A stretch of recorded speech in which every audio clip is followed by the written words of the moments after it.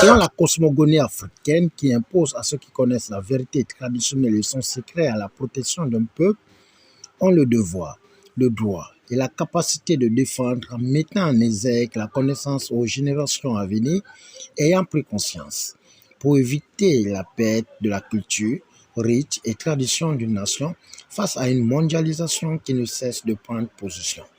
C'est dans ce cadre que la communauté FON, face aux enjeux du métissage, s'est retrouvée au quartier Cocotier, deuxième arrondissement de la commune de Libreville, au complexe des retrouvailles des artistes, ayant pour articulation valorisation de la langue FON, culture, rite, vêtements, expression orale et spiritualité en présence des participants venus des coins et recoins du Libreville le 26 avril 2023. Justement, ce que je dis de temps en temps, qu'un peuple sérieux ne peut pas se développer par l'imitation perpétuelle des cultures et des traditions. Lorsqu'on abandonne nos cultures, nos traditions pour épouser celles des autres et appeler ça le progrès, c'est d'être dans une illusion qu'il faut représenter la nôtre avant de consommer ce qui vient de notre monde.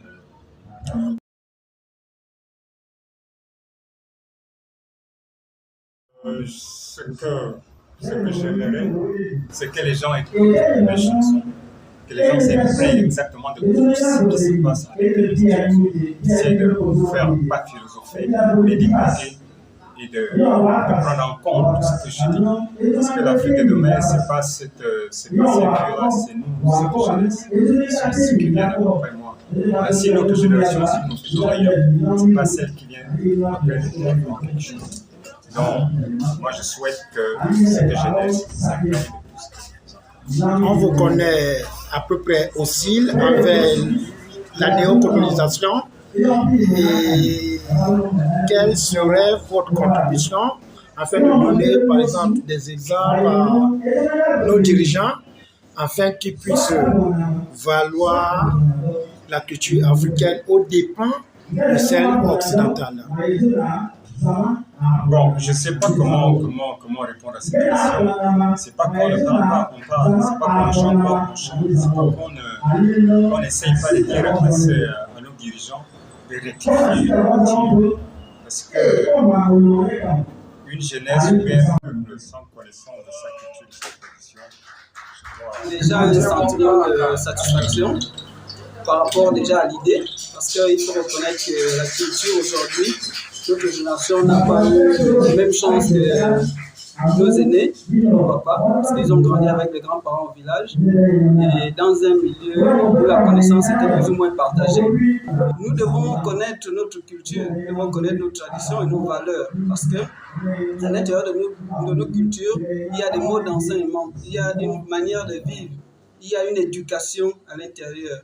Donc cette éducation-là nous permet de mieux s'insérer dans la société, de ne pas entrer dans tout ce qui se fait aujourd'hui comme débauche, comme malveillant, comme tout ce qui relève des méfaits de la jeunesse aujourd'hui.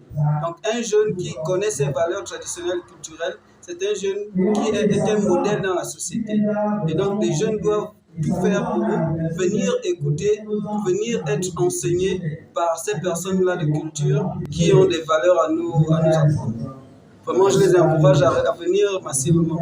Nous sommes aujourd'hui dans la dynamique de mettre sur pied dans le monde de la croyance ce que les anciens ont appelé l'inculturation. L'inculturation, c'est cette manière dont les peuples doivent dire le message évangélique. Et pour dire le message évangélique, il était très important pour nous de dire comment les peuples ou encore le peuple des désirent le Créateur. Et c'est sur ce point que nous avons insisté ce soir.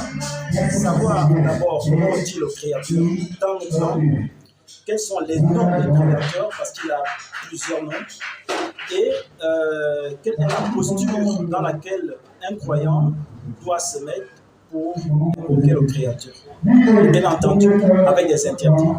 Oui, il faut dire que nous menons nos activités dans le cadre de l'ONG Génération Écan, qui a été créée en 2015. Bientôt, nous aurons 10 ans.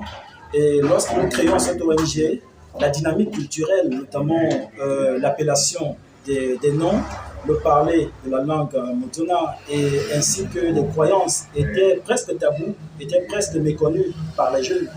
Mais aujourd'hui, on peut dire que 7 ans plus tard, ou encore 8 ans plus tard, beaucoup de choses ont changé. Ont changé parce que derrière, nous avons beaucoup travaillé. Nous avons publié les ouvrages, nous avons publié les films documentaires, nous organisons les visites guidées et nous organisons des conférences généralement gratuites pour la jeunesse, gratuites pour tout le monde. Et ce n'est qu'un sentiment pour l'instant, de fierté d'avoir fait quelque chose pour les générations à venir. Mais le travail n'est pas fini.